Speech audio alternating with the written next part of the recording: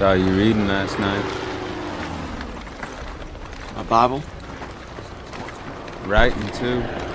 If you are a fan of the miniseries The Pacific, you know that Eugene Sledge, aka Sledgehammer, was shown to be a Marine that chronicled his experience of brutal combat on Peleliu and Okinawa, eventually writing one of the greatest war memoirs of all time. How did he grapple with writing this classic piece of literature after the war? So I traveled to Alabama with George Luz Jr., himself one of the sons of the Band of Brothers, to visit Henry Sledge, Sledgehammer's youngest son. The profound impact that memoir has had has stood the test of time and will stand the test of time. We'll watch clips from The Pacific with Henry, and George will read from The Old Breed and hear about how one of the greatest pieces of war literature was written. I remember asking him, what are you going to call it? His working title was Into the Abyss.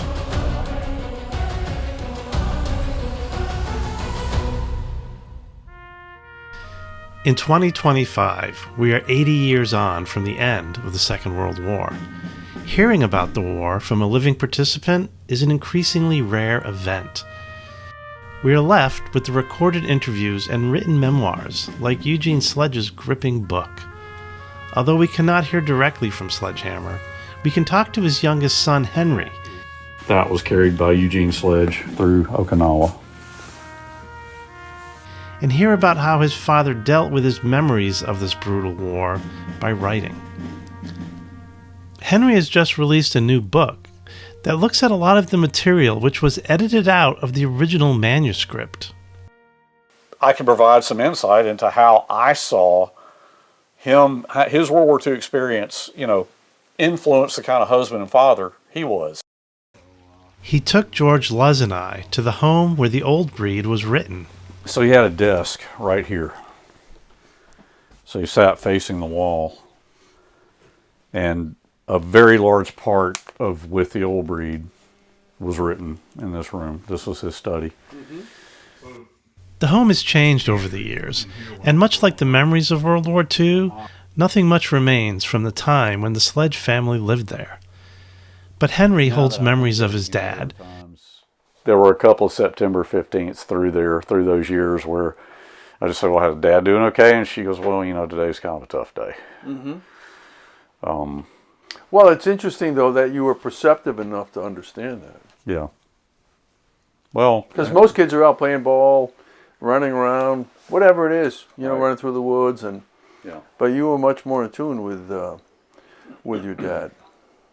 Yeah. I mean, yeah, the conversations we had in here were a gift. And we sat down with him so he could tell us about watching Sledgehammer write a book which would inspire part of the miniseries The Pacific.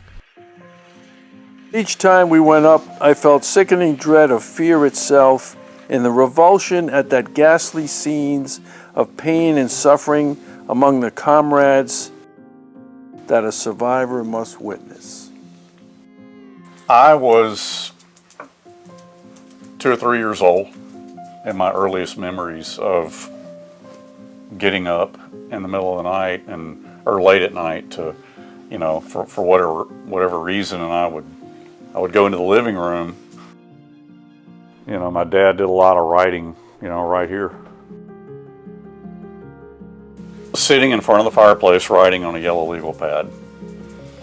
And he had that little pocket New Testament Bible that he carried through the entire war, close by in an outline.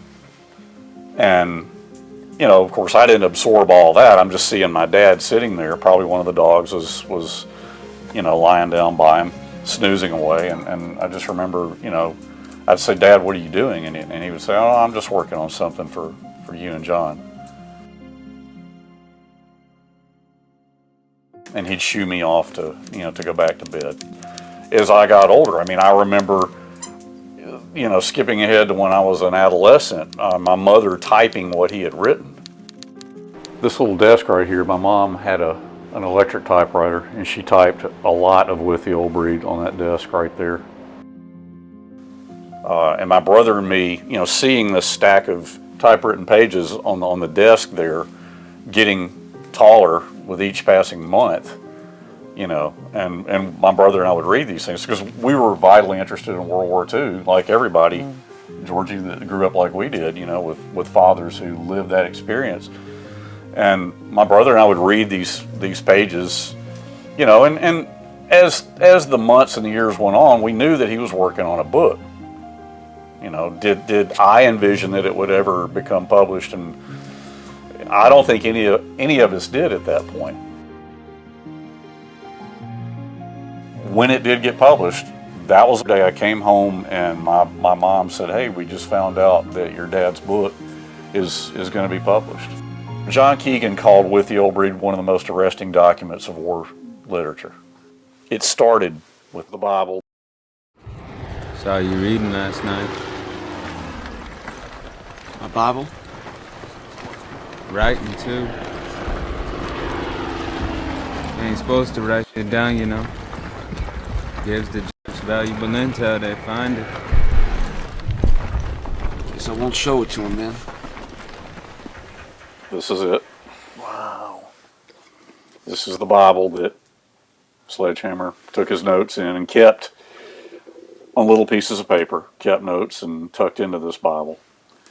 And this of course is going to reside in the Library of Congress. The Bible, I didn't really have an awareness of that. That sat on in his study on the bookcase. It just sat there beside his K-bar knife. You know, my mom, she said, "I don't care about all of that. What I care about is the Bible." She said, "To me, that is the most significant thing of your father's." And that was pretty profound. Because she understood, like nobody else could, that was the wellspring. Like Ken Burns and Tom Hanks, and you name any erudite World War II scholar. It's an incredible honor for my family that they say those things. I don't take that for granted by any means, but it started with that. You know, he had no formal training as a writer. I just think he was an incredibly smart guy. A lot of people have commented about his ability to be observant. You know, ended up with a PhD in biology and biochemistry. You've got to have a lot going on to make that happen. You're being in the field, observing things, and then a scientist, a biologist, is going to take those notes and flesh them out into something more cogent, you know, more cohesive. He took the notes and pieces of paper that were tucked into that Bible, and he sat down and he wrote out on this very detailed outline in that distinctive handwriting of his, of everything, you know, locations, dates, weather conditions, just this really long outline. His training as a scientist certainly, I think, helped with that and helped him write With the Old Breed. But no formal training specifically as a writer. I mean, his writing was this evolutionary process.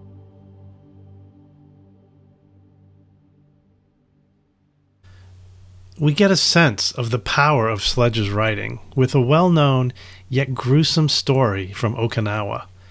He slid down a muddy slope into a foul pool of water, only to arise covered in maggots. We watched that scene from the Pacific with Henry.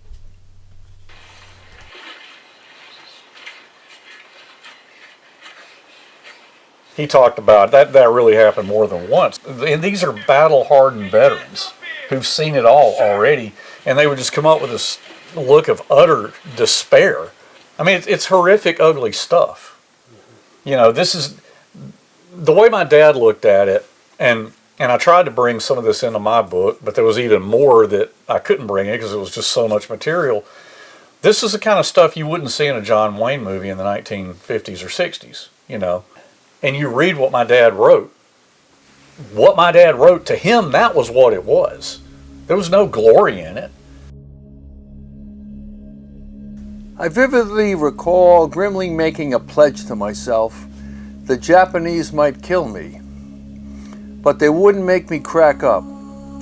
A peaceful civilian back home who sat around worrying about losing my mind probably didn't have much to occupy him. But in our situation, there was plenty of reasons for them strongest-willed individuals to crack up. My secret resolve helped me through the long days and nights we remained in the worst of the abyss. But there were times at night during that period when I felt I was slipping. He said to me, conversationally, that, anybody could be wounded, maimed, grievously injured, physically affected for the rest of their lives. But he said, I was absolutely determined that I was not going to let the Japanese take my sanity. He hated his enemy, okay, but he did not raise my brother and me to hate the Japanese as a nation, if that makes sense. He felt very strongly towards the ones he fought. At some point, you had to rope that off and move on with your life. That doesn't mean that he forgot seeing wounded Marines. That is something that will make you hate your enemy, and that he would never forget. So frequently, he cut these off the collars of dead Japanese soldiers. But at the same time, he did not let that rule the rest of his life. And that took a pretty, extraordinary degree of compartmentalization. But in sum, I think that steely resolve was just his determination to live a productive life.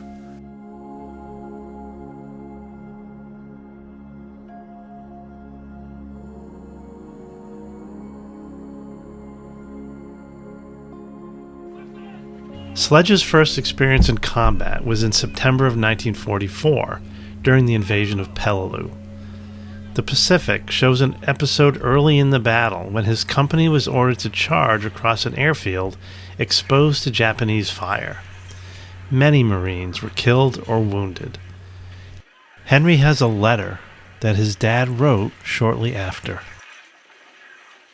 This is dated October 18th, 1944. Dear Mother, dear, and Pop.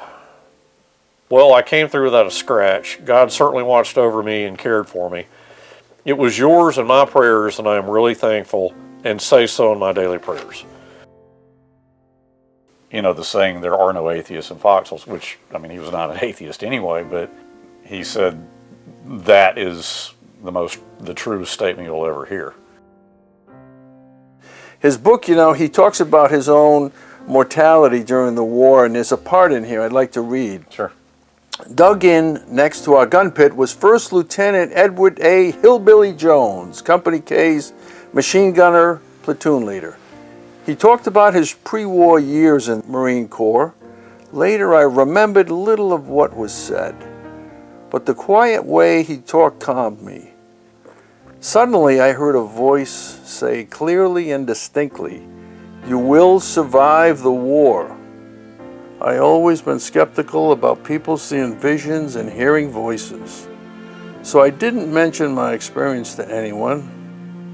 But I believe God spoke to me that night on the Peleliu battlefield, and I resolved to make my life amount to something after the war. My mother and I, and not long before she passed away, she and I talked about that. Her exact words were that voice gave your father some comfort in just such a terribly difficult time in his life. My father was not one for theatrics. If he wrote it a certain way, then you can be damn sure that it happened that way.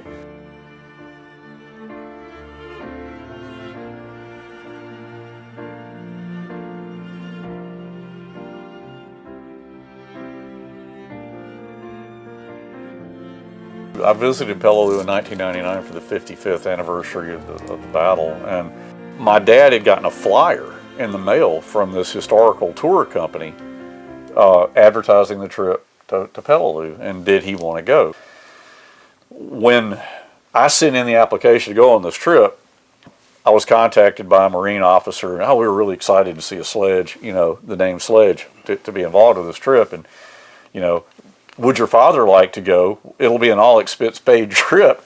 And I told my dad that, and I just remember him sitting there saying, you tell him that I've already had an all-expense-paid trip to Peleliu. Sledge writes that he did not need accolades for his service, but he did wear one unseen medal in his heart that gave him pride above all else. Many men were decorated with medals they richly earned for their brave actions in combat, medals for everyone to see. I was never awarded an individual decoration, but the simple, sincere personal remarks of approval by my veteran comrade that night after Peleliu were like a medal to me. I carried them in my heart with great pride and satisfaction ever since. As he was riding with the Old Breed, he wrote letters to other K Company veterans.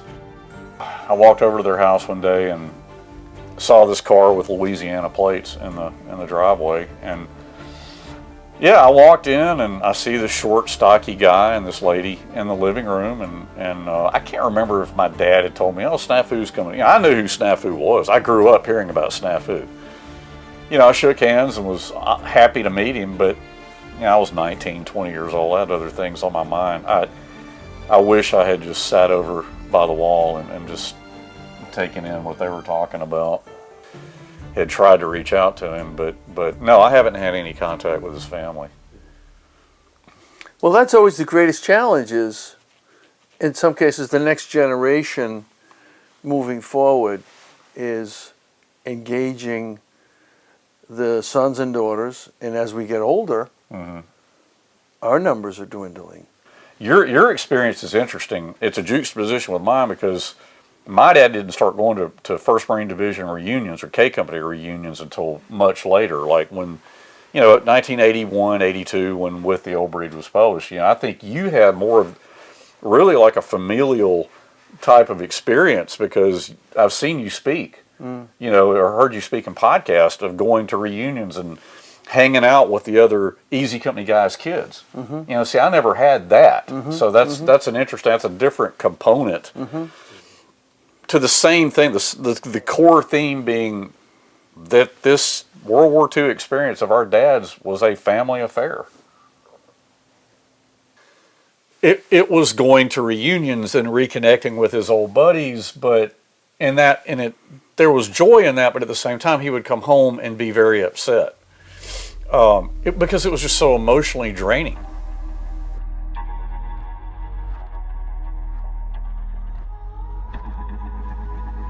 Veteran reunions could rekindle painful memories, such as this scene from the Pacific, where a Marine loses control one night.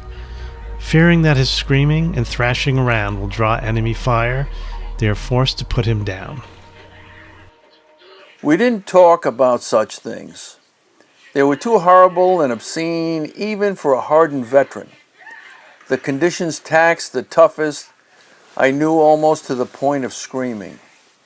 Nor do authors normally write about such vileness, unless they have seen it with their own eyes. It was too preposterous to think that men could actually live and fight for days and nights on end in such terrible conditions and not be driven insane. But I saw much of it there on Okinawa, and to me, the war was insanity.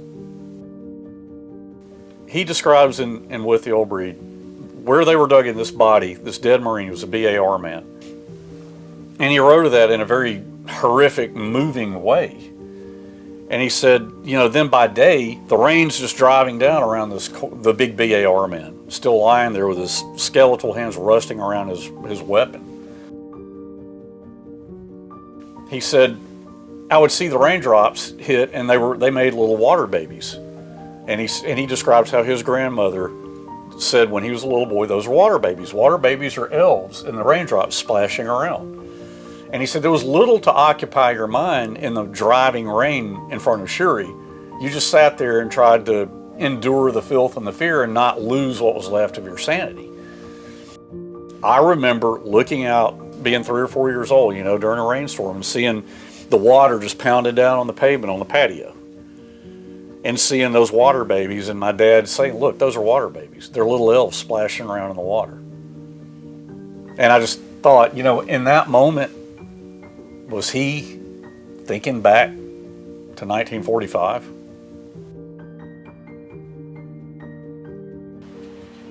Sledge grappling with his memories of the war are shown in the scene in the Pacific where his father takes him quail hunting. He is overwhelmed with emotion at the thought of killing birds. Much has been said about, and they portrayed in part 10 of the Pacific, my father came home, he had nightmares and he struggled. Well, many of them did. My dad was not unique in that, but they portrayed it in the Pacific. A lot of those guys struggle. It's just people assimilated it and processed it in different ways. For my dad, he was a very emotionally sentient individual. He felt things. He that degree of suffering, he couldn't just go through it like it was this lark and, oh, well, that's over, forget about that. I mean, he just wasn't that kind of guy who could that easily forget, The movie Patton. 1970, I think it came out. I remember it came on TV in 1972, I think. My brother, talked to my dad. Oh, we got to watch this, Dad. It's really good. I think it's well done. I think you'll like it. And it's just this cacophony of large caliber and artillery fire. One explosion after another.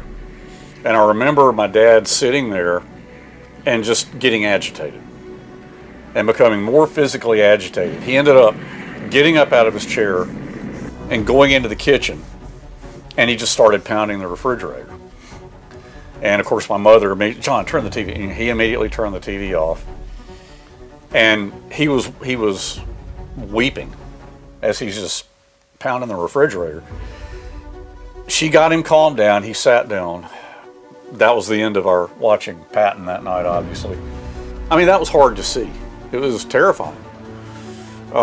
Because I'd never seen my father lose control like that. He was a guy who exhibited enormous self-control, but in later years, because nobody ever said, Dad, what happened to you? That we just didn't talk about it. Are there dates during the year? Because when we look at my dad's buddies, naturally December and January, let's say Babe Heffron and Bill were a little bit different then. I used to talk to them quite often. I remember one Easter Sunday in the mid-'70s. It was a beautiful, warm Easter Sunday, and I could tell he was really depressed. I went in his study and I asked him if he was all right, and he said, yeah, just today was the day that we hit Okinawa. And I knew that he was thinking about that and all the buddies who didn't survive Okinawa. So you don't go through this, this emotionally galvanizing experience like Peleliu or Okinawa or Guadalcanal or Bastogne or Bois-Jacques or Foy or Vierville or any of San Mary. You don't go through something like that and not have it reside in the back of your psyche somehow.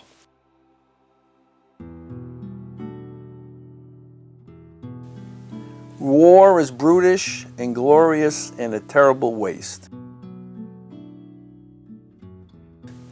Combat leaves an indelible mark on those who are forced to endure it.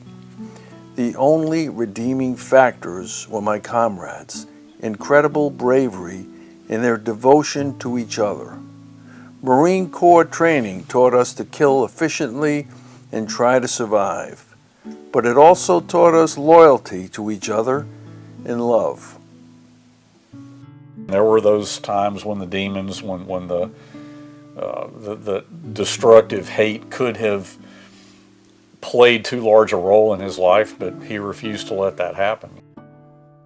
In my dad, I saw this juxtaposition of this brutal, matter-of-fact honesty about certain aspects of his World War II experience. And then there were times I saw him as this incredibly compassionate scientist.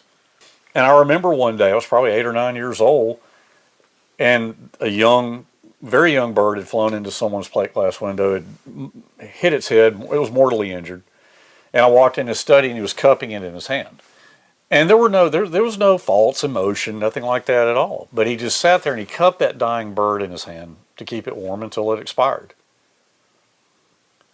And that was this moment of incredible compassion that I saw. And I juxtaposed that with, I remember walking in that same study, and I just asked him, how many Japanese soldiers did you kill in World War II? He kind of looked out the window and took a sip of his iced tea, and he looked out the window and he started, well, the 60mm mortar was a pretty effective weapon, you know, if we had the angle of fire and the trajectory, and there were times on Okinawa when we had the exact range and had them pinned up between ridges, and he gives this beautifully worded disposition of the effectiveness of that weapon. And I'm just sitting there looking at him expectantly, because that's not what I was looking for. And he knew that. And when he finished talking, he just sat there for a second. And then he looked at me and he answered my question. There were veterans, and are to this day, who struggle with horrific things. My father certainly dealt with that, but you know, my dad was the kind of guy who compartmentalized. I mean, he absolutely wanted our home to be a happy home, and it was. When With the Old Breed got published, yes, it was a cathartic experience. And I think in his mind, getting it published was the culmination. That the book is about to be published, and I can lay down my pen. And he said, I've had to immerse myself in some of the most unpleasant details of our past life. Now I can lay down my pen and move on. I can focus on my family. I can focus on my career. What he could not know at that time was the book being published really was just the beginning. I mean, my mom, to the end of her life, you know, was just amazed that it continued to have the place and the relevance. And I just hope that that will continue. The Pacific came out, you know, I was a huge fan of Band of Brothers. Absolutely loved it, knew every line in it. And I thought, you know, when you look at the book Band of Brothers, and then the miniseries is way, I think, bigger than the book. I figured people would be coming up to me in the years to come going, hey Henry, man, I finally got around to watching the Pacific. Mm-hmm. And that does happen, but what happens more is people come up to me and go, man, I've read your dad's book.